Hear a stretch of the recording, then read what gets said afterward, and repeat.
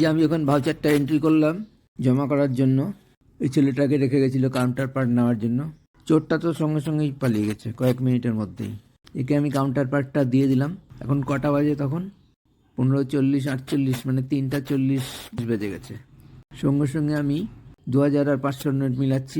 মাঝে মাঝেই মিলাতে থাকি আমি, 2000 আর 500 বড় নোট বলে মাঝে মাঝেই মিলাতে থাকি। সব তো মিলাতে হয় না, লুজ যে কটা থাকে ওই কটাই মিলিয়ে দেখলাম যে 2000-এর নোট শর্ট আছে 10টা।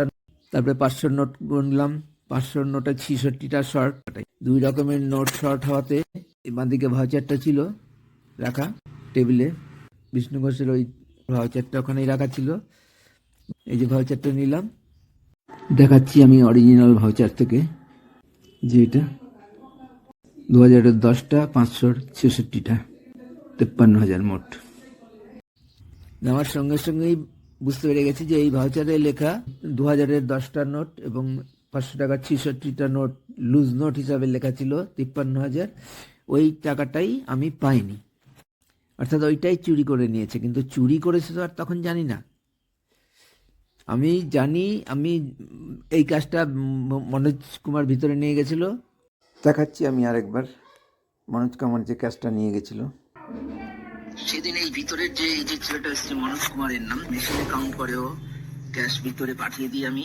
কিন্তু সেদিন এই কাজটা নিতে এসে নিজে এসছে 3:14:57 এই সময় ও এসে কাজটা চাইলো। আমি যে কাজটা দিলাম বাজারটা আমার সামনে রাখলো আর হাত বাড়িয়ে কাউন্টারের কাজটা চেয়ে নিল আমার কাছে। তার আগে 3:14 কিন্তু ও টাকাটা চুরি করে নিয়েছে, লুজ নোটটা। কোনো লুজ নোট নেই, আর ভাউচার দিয়ে বাকি নোটগুলো ঠেকে রেখেছে, প্যাকেটগুলো। ওটাই রিপ্লে দেখাচ্ছি। নোটটা চাইলো, আমি নোটটা ওকে দিলাম। নোট নিয়ে 3:15-তে ভেতরে চলে গেল কাউন্ট করতে। এটা মনোজ কুমার ভিতরে নিয়ে গেছিল।